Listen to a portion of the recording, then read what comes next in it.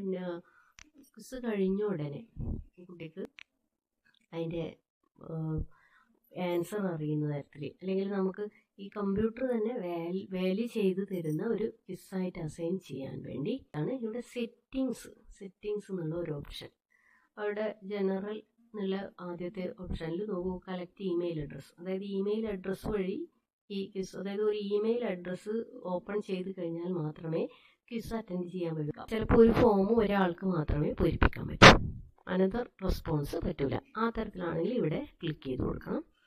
ഇനി edit after submit ചെയ്തതിന് ശേഷം ഒരു കുട്ടിക്ക് ഇത് ഉത്തരം തെറ്റാണെന്ന് തോന്നുന്നു, അപ്പോൾ സബ്മിറ്റ് ചെയ്യാനുള്ളൊരു, വീണ്ടും എഡിറ്റ് ചെയ്യാനുള്ളൊരു അവസരമാണ്. നമ്മൾ ക്വിസിന് അങ്ങനെ ഒരു സബ്മിഷൻ കൊടുക്കേണ്ട ആവശ്യമില്ല. Summary chart and text response, അത് വേണമെങ്കിൽ ചെയ്താൽ മതി.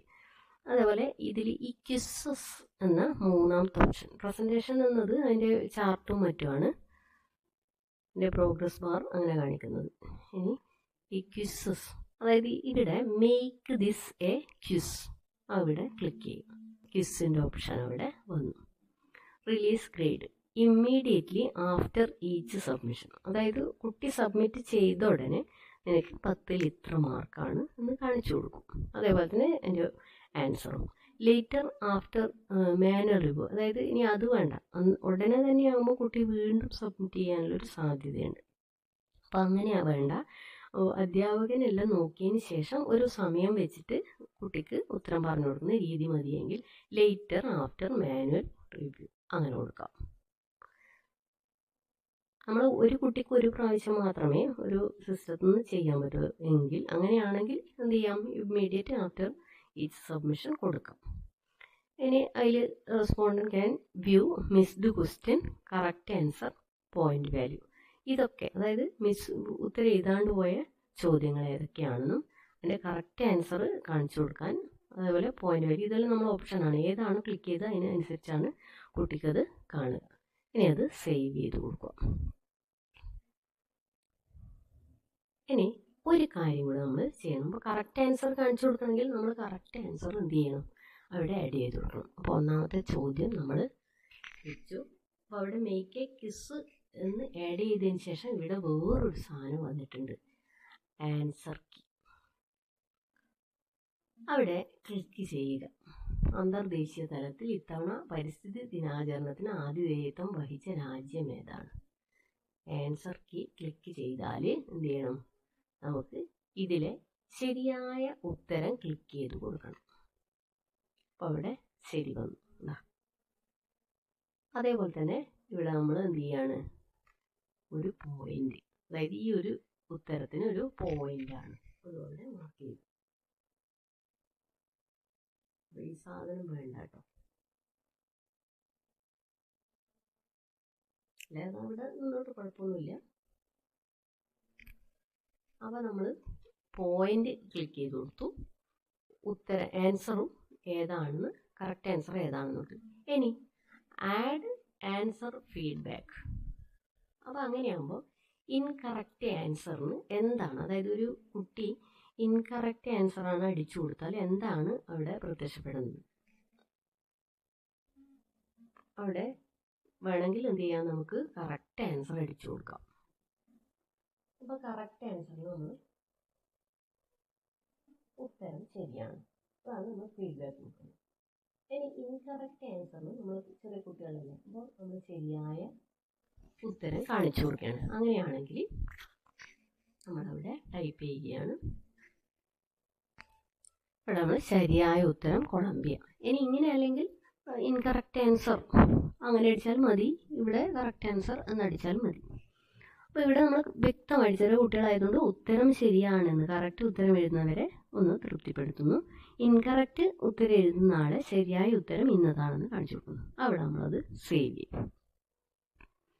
അപ്പോൾ ഇത്രയാകുമ്പോൾ ഇതാണ് നമ്മൾ ചെയ്തു വെച്ചത്. അതിലെ ശരിയായ ഉത്തരം ഇതാണ്, ഒരു പോയിൻ്റാണ്. ഒരു ഫീഡ്ബാക്കിൽ ശരിയായ ഉത്തരത്തിന് എന്ത് ചെയ്യുന്നു, ഉത്തരം ശരിയാണ് എന്ന് വരും, ശരിയായ ഉത്തരം ഇന്നതാണ് എന്ന് ഇൻകറക്റ്റ് ഉത്തരത്തിന് വരും. ഇത് നമുക്ക് എഡിറ്റ് ചെയ്യാനും ഡിലീറ്റ് ചെയ്യാനുള്ള ഓപ്ഷൻ ഉണ്ട് അവിടെ. ഇനി ഇത്രയും നമ്മൾ സെറ്റ് ചെയ്ത് വെച്ചാൽ, അപ്പോൾ ഇതേപോലെ തന്നെ രണ്ടാമത്തെ ചോദ്യവും നമുക്കൊന്ന് സെറ്റ് ചെയ്യാം. അപ്പോൾ അവിടെ പോലെ തന്നെ രണ്ടാമത്തെ ചോദ്യവും നമുക്കൊന്ന് സെറ്റ് ചെയ്യാം. അപ്പോൾ അവിടെ ആമസോൺ കാർഡുകൾ സ്ഥിതി ചെയ്യുന്നത്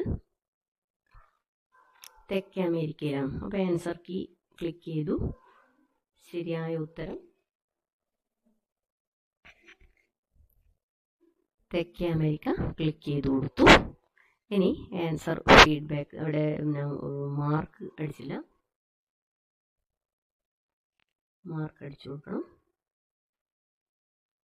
ഇതോരോന്ന് സെറ്റ് ചെയ്യുമ്പോൾ നമ്മൾ വളരെ ശ്രദ്ധിച്ചിട്ടാണ് സെറ്റ് ചെയ്യേണ്ടത്. ഒന്ന് പ്രിവ്യൂ നോക്കിയിട്ട് അല്ലെങ്കിൽ ലിങ്ക് നോക്കിയിട്ട് മാത്രമേ കുട്ടികൾക്ക് കൊടുക്കാനും പാടുള്ളൂ. അവിടെ ആൻസർ ഫീഡ്ബാക്കും അടിക്കുകയാണ്. കറക്റ്റ് ആൻസറിന് ഉത്തരം ശരിയാണ് എന്ന് കൊടുത്തു. ഇനി ഇൻകറക്റ്റ്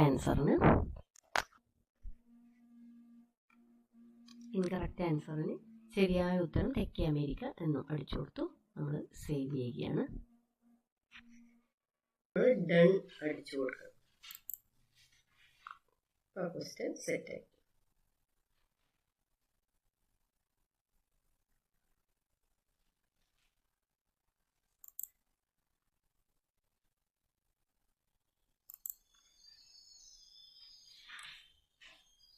നമ്മൾ ഡൺ അടിച്ചു കൊടുക്കുക.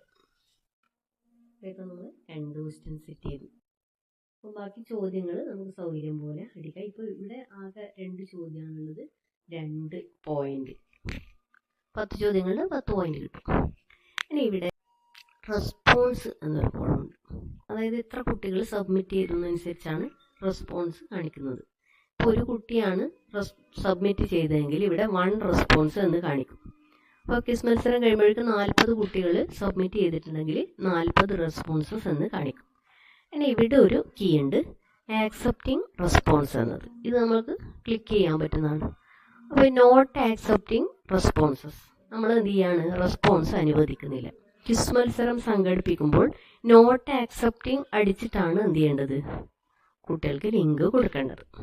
അപ്പോൾ നോട്ട് ആക്സെപ്റ്റിംഗ് അടിച്ചാൽ കുട്ടികൾക്ക് ആ ഫോം തുറക്കാൻ പറ്റില്ല. അതായത് നമ്മളൊരു ടൈം വെച്ചിട്ട് ഇപ്പം ഇന്ന് വൈകുന്നേരം 6 മണിക്കാണ് എന്ത് ചെയ്യുന്നത്, ക്വിസ് മത്സരം തുടങ്ങുന്നത് വെച്ച് നമുക്ക് നേരത്തെ കുട്ടികൾക്ക് ലിങ്ക് കൊടുക്കാം. ലിങ്ക് കൊടുത്തു കഴിഞ്ഞതിന് ശേഷം 6 മണി സമയം കറക്റ്റ് ആകുമ്പോൾ അല്ലെങ്കിൽ 6 മണിക്ക് 1 മിനിറ്റ് മുമ്പേ നമുക്ക് എന്ത് ചെയ്യാം, ഈ ആക്സെപ്റ്റിംഗ് റെസ്പോൺസ് അടിച്ചു വെക്കാം. 6:30 വരെയാണ് ക്വിസ് മത്സരം നടക്കുന്നതെങ്കിൽ 6:30ക്ക് നമുക്ക് എന്ത് ചെയ്യാം, ഇത് ലോക്ക് ചെയ്യാം. 6:30ക്ക് ശേഷം ഒരു കുട്ടിക്കും സബ്മിറ്റ് ചെയ്യാൻ പറ്റില്ല. അങ്ങനെയാണ് അത് സെറ്റ് ചെയ്യുന്നത്. ഇനി നമ്മൾ ലിങ്ക് അയച്ചു കൊടുക്കുന്ന രീതി, സെൻഡ് ഒരു ഓപ്ഷൻ ഉണ്ട്. ഈ സെൻഡ് ഓപ്ഷനിൽ സെൻഡ് വഴി ഇമെയിൽ വഴി, അതായത് ഇമെയിൽ വഴി എന്ത് ചെയ്യാണ്, ഈ ക്വിസ് മത്സരത്തിലേക്ക് കുട്ടിയെ ഇൻവൈറ്റ് ചെയ്യാം. അങ്ങനെ ആവണമെന്നില്ല, നമ്മൾ വാട്സപ്പിലാണല്ലോ എല്ലാം കൊടുക്കുന്നത്. അപ്പോൾ ഇനി ഈ ലിങ്കിൻ്റെ ഓപ്ഷൻ ക്ലിക്ക് ചെയ്താൽ നമുക്ക് ഇങ്ങനത്തെ ഒരു ലിങ്കാണ് വാട്സപ്പ് വഴി കിട്ടുന്നത്. അത് നമുക്ക് കോപ്പി ചെയ്യാം. കോപ്പി ചെയ്ത് നമുക്ക് എന്ത് ചെയ്യാം, അത് നമ്മളെ മെയിലിലേക്ക് ഇട്ട് കഴിഞ്ഞാൽ നമ്മുടെ മെയിലിലേക്ക് തന്നെ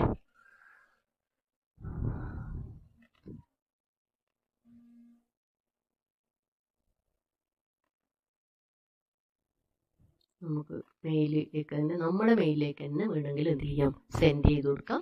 അപ്പം നമ്മുടെ മൊബൈൽ തുറന്നാൽ നമ്മുടെ മെയിൽ ഓപ്പൺ ചെയ്തിട്ട് ഈ ലിങ്ക് നമുക്ക് സെലക്ട് ചെയ്തിട്ട് വാട്സപ്പ് വഴി ഷെയർ ചെയ്യാൻ പറ്റും. അപ്പോൾ ഇത് ഓപ്പൺ ചെയ്ത് കഴിഞ്ഞാൽ ആക്സെപ്റ്റിംഗ് ആണെങ്കിൽ എന്ത് ചെയ്യാം, ആക്സെപ്റ്റിംഗ് റെസ്പോൺസ് ആണെങ്കിൽ ഫോം തുറക്കാൻ പറ്റും ആർക്കായാലും.